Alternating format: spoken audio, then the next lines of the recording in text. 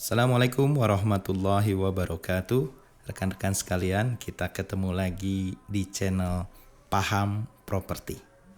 Alhamdulillah, hari ini saya ada masuk satu pertanyaan. Bagaimana cara membangun tim yang loyal? Ya, bagaimana membangun tim perusahaan yang loyal? Oke, kita bahas pertanyaan tersebut. Baik rekan-rekan sekalian, bagaimana kita membangun tim perusahaan yang loyal? Kurang lebih kalau saya mapping, ada dua hal yang penting menurut saya untuk diperhatikan. Yang pertama adalah kita pastikan tim kita ini satu frekuensi dengan leadernya, satu frekuensi dengan foundernya, satu frekuensi dengan ownernya. Karena kalau tidak satu frekuensi agak repot. Yang satu mau lari ke Jakarta lewat tol, yang satu lewat puncak. Ini sekalipun tujuannya sama, goals perusahaannya sama, tetapi ketika caranya berbeda-beda, frekuensinya tidak disamakan, ini agak repot. Maka itu kita pastikan frekuensinya ini sama. Kalau konteksnya bisnis syariah, tentu ini harus dipahamkan frekuensinya dengan benar. Bahwa frekuensi bisnis kita ini bukan semata-mata untuk mendapatkan keuntungan yang sebesar-besarnya. Khawatir kalau tujuannya adalah mendapatkan keuntungan yang sebesar-besarnya, maka digunakan berbagai cara untuk mendapatkan tujuan itu. Padahal itu bukan niat utama kita. Ya, bagaimana satu frekuensi menjalankan bisnis, bahwa bisnis itu bukan sekedar mendapatkan keuntungan, tetapi bisnis kita bisa berdampak kepada surga atau neraka. Nauzubillah ya. Kalau semata-mata hanya untuk mendapatkan profit, digunakan segala cara, bahkan sampai menipu, mencuri spesifikasi, membohongi. Nah, ini bisnis yang bisa mengantarkan kita ke neraka. Nah, kalau kemudian kita mendapatkan keuntungan di dunia, tetapi kemudian akhirnya di akhirat kita masuk neraka karena bisnis kita, Masya Allah, ini sesuatu yang tentu kita tidak harapkan. Apalagi sebagai owner bisnis, ini harus diperhatikan. Karena nanti kita akan dimintai pertanggungjawaban. Ada dua hal yang akan ditanya tentang harta. Ya, akan ditanya tentang harta, yaitu yang pertama, dari mana engkau dapatkan dan dikemanakan harta kamu.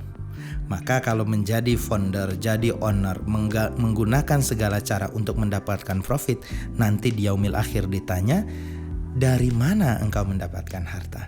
Tentu pengusaha muslim orientasinya bukan semata-mata keuntungan dunia. Orientasinya mestinya lebih jauh dari itu, yaitu orientasinya bisnis kita bagaimana mengantarkan kita ke surganya Allah. Maka untuk itu harus disamakan persepsinya juga dengan tim kita. Jangan sampai tim kita menggunakan segala cara untuk mendapatkan keuntungan. Nah, ini terkait dengan bab akidah, kita meyakini bahwa rizki minallah. Rizki itu datangnya dari Allah, bukan semata-mata sebab usaha kita. Maka karena ada faktor Allah di sini, maka kita menyamakan frekuensi dengan tim kita bahwa kita harus menjalankan bisnis sesuai maunya Allah.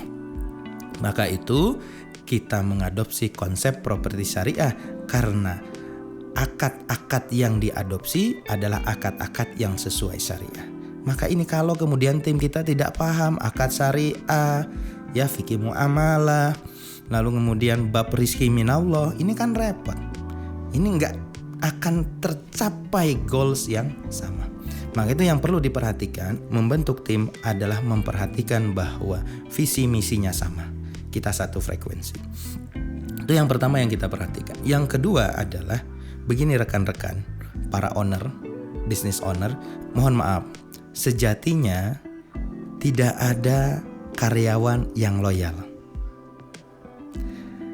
Mereka loyal kepada tujuan mereka, goalsnya mereka.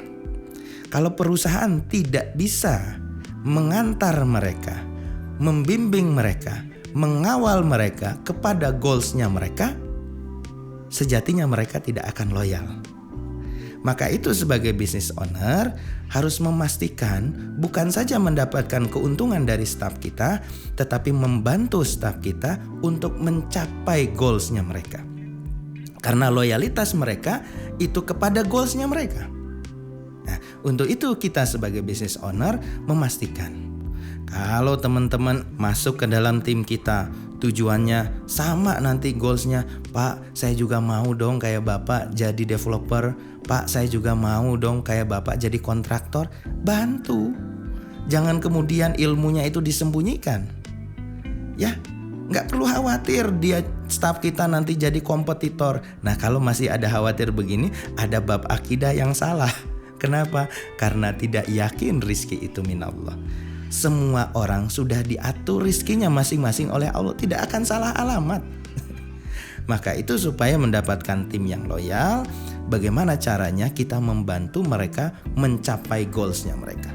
Kalau ada tim yang masuk ke kita, kemudian ingin juga menjadi business owner, karena kan ada karakter orang yang beda-beda.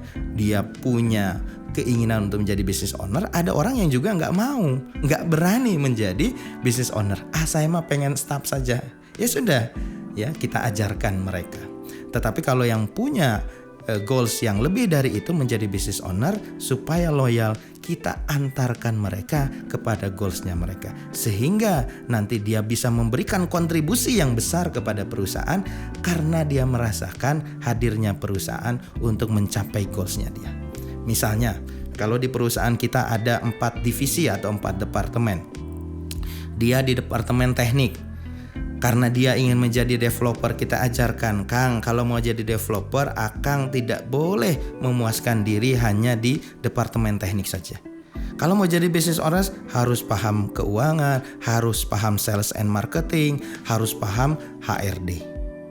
Lalu kemudian di perusahaan dibuat pelatihan-pelatihan untuk meningkatkan skill itu. Coba bayangkan, orang teknik paham departemen yang lain. Tentu kalau kita ada kebutuhan di departemen yang lain, dia bisa membantu tanpa berhitung-hitung dengan perusahaan. Karena dia punya tujuan, nanti akan menjadi business owner, maka dia harus paham perkara yang lain, bukan sekedar job desk dia saat ini, yaitu di bab teknik. Itu salah satu kelebihan kemudian kita mengajarkan dia tentang bisnis proses ini. Sehingga ketika dia merasakan bahwa owner daripada perusahaan itu juga memberikan ilmunya kepada dia, tentu dia akan loyal. Dia juga memberikan yang terbaik kepada perusahaan. Ya, kembali lagi ke kita kan. Maka itu yang kedua, sejatinya tidak ada staff yang loyal, dia loyal pada goalsnya itu. Maka sebagai business owner, yang terbaik adalah bagaimana kita mengantarkan mereka kepada goalsnya mereka. Dan jangan khawatir bab rizki, bahwa rizki sudah diatur oleh Allah, tidak akan salah alamat. Demikian rekan-rekan business owner, supaya membentuk tim yang loyal, 2 faktor itu mesti kita perhatikan. Demikian, mudah-mudahan bisa dicoba. Assalamualaikum warahmatullahi wabarakatuh.